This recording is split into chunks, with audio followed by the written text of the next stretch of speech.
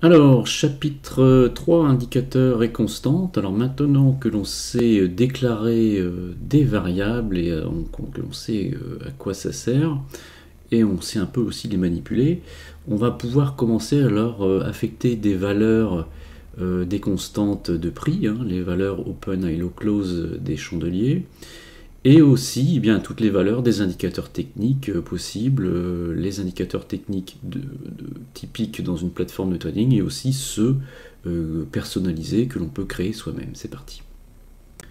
Les constantes du prix. À l'inverse des variables, les constantes sont constantes. Ce sont des valeurs fixes, sauf qu'évidemment en trading, les constantes de prix ne sont pas fixes dans le sens où eh bien, le prix change sans arrêt, mais on les appelle les constantes de prix parce que ce sont des données que l'on nous impose, évidemment, et que l'on ne peut pas nous-mêmes faire varier, à contrario des variables. Voilà. Alors, les constantes de prix, je vais peut-être rien vous apprendre, mais je préfère le rappeler quand même.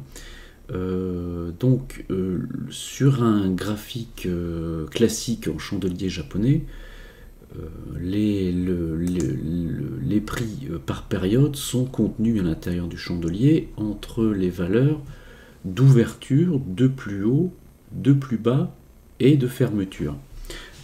Donc lorsqu'une bougie ferme plus bas qu'elle n'a ouvert, c'est une bougie donc baissière, et donc elle est en général rouge, hein, symbolisée rouge, puisqu'évidemment le prix descend. Donc on peut retrouver ces valeurs ici dans le petit détail de curseur de la plateforme en appuyant sur CTRL D par exemple. Donc on a toujours la valeur d'ouverture, la valeur du plus haut, du plus bas et de la fermeture. Donc ce sont les valeurs dites en anglais open pour ouverture, high pour plus haut, low pour plus bas et close pour fermeture, qui nous sont distillés par la plateforme et que l'on va pouvoir utiliser à la fois pour faire des comparaisons par exemple, ou des multiplications, des divisions, ce que vous voulez, entre les différentes valeurs de ces constantes, ou alors de prendre ces valeurs de constantes et de les incorporer, de les donner comme des valeurs à utiliser à des indicateurs techniques. Par exemple, je pourrais créer une moyenne mobile, par exemple, qui serait calculée, eh bien, par défaut, c'est toujours sur le close, puisque c'est la valeur de fermeture de la bougie qui nous intéresse, mais on pourrait aussi, par exemple, calculer une moyenne mobile sur la valeur du plus haut de toutes les bougies, ou sur la valeur des plus bas, ou sur la valeur que l'on pourrait appeler médiane, qui serait la valeur milieu de la bougie. Voilà.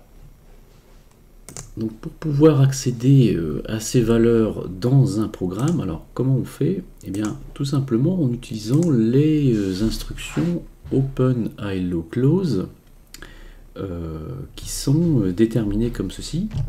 Donc open qui serait la valeur d'ouverture de la bougie, donc on est toujours obligé d'indiquer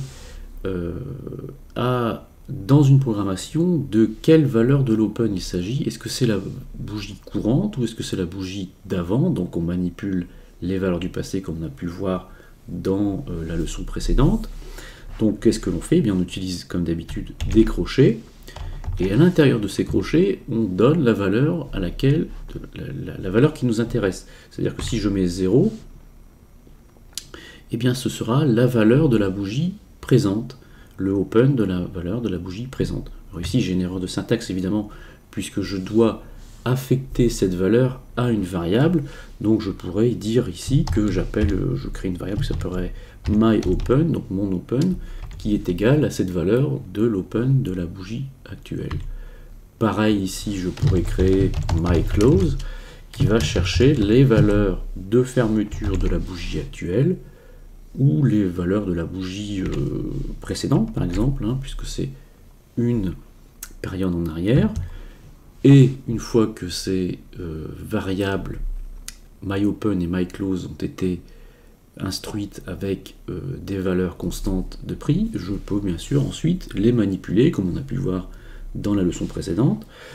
On va pouvoir les manipuler, par exemple, on va créer une nouvelle variable qui va s'appeler résultat par exemple, et qui sera la division de myOpen sur myClose par exemple, pour pouvoir éventuellement détecter, pourquoi pas un gap par exemple, ou une valeur de variation entre ces deux variables. Voilà, par exemple ici, bien écoutez, je pourrais retourner résultat sur mon graphique et voir de quoi il s'agit. Et bien je récupérais ici un oscillateur qui me donnerait les ratios ici calculés de ma variable résultat. Alors il y a bien évidemment d'autres constantes dans la plateforme, hein. Une constante, ce n'est pas forcément que les valeurs des chandeliers japonais, hein. Ce sont toutes les valeurs que le marché nous impose finalement, qui sont données par la plateforme. Bon, on pourrait ici en récupérer, par exemple, ici je vais supprimer mon programme, et je vais, écoutez, je vais créer une nouvelle variable qui va s'appeler variable 1, et je vais lui donner la valeur, donc je vais chercher ici dans ma liste des fonctions ProBuilder, dans ma catégorie constante. Vous voyez, on a toutes les constantes qui sont données par la plateforme, donc on a des constantes de temps évidemment, puisque le temps, bien écoutez, on nous l'impose hein, finalement. On a les dates, les jours, on retrouve nos valeurs, nos constantes de prix, nos barres, la quantité de barres dans la journée, hein, la valeur, comment dirais-je, l'incrément de la barre de la journée par exemple. On a ici, vous voyez, un prix médian. Écoutez, on va prendre ça, median price. Donc median price, c'est quoi? C'est le milieu de la bougie, hein, c'est le prix médian. Pareil, écoutez, on va par exemple pouvoir ici retourner dans mon résultat, et on va prendre variable 1 que l'on va diviser par le close actuel. Voilà, on va encore une fois manipuler une constante du prix dans cet indicateur. Donc on pourrait aussi utiliser, pourquoi pas, une constante de temps, hein. Par exemple, on va prendre current hour, qui est l'heure actuelle du marché, hein, c'est inscrit ici. Donc on l'ajoute, voilà, dans ma variable 1. Donc je vais la retourner sur mon graphique, et on voit que voilà, c'est l'heure actuelle du marché, donc évidemment ça ne fonctionne pas bien. On va plutôt utiliser l'heure du... oui, puisque forcément je suis sur un time frame journalier, hein. Donc évidemment on n'a pas les heures à l'intérieur de la barre. Il faudrait que par exemple je me mette en time frame 1 heure, où je verrai que mon indicateur me retourne la valeur de l'heure actuelle, donc à chaque barre en fait, hein, on voit ici l'incrément, on voit bien que l'heure au fil de la journée bien s'incrémente, et à chaque nouvelle journée évidemment on recommence l'heure à 0. Voilà, donc on a manipulé des constantes, mais on pourrait ici encore une fois aller chercher la valeur de l'heure d'il y a 2 barres par exemple. Mais on voit que ça décale évidemment, puisqu'on va chercher l'heure d'il y a 2 heures avant. Voilà, donc de la même façon, on peut manipuler les données du passé dans les constantes.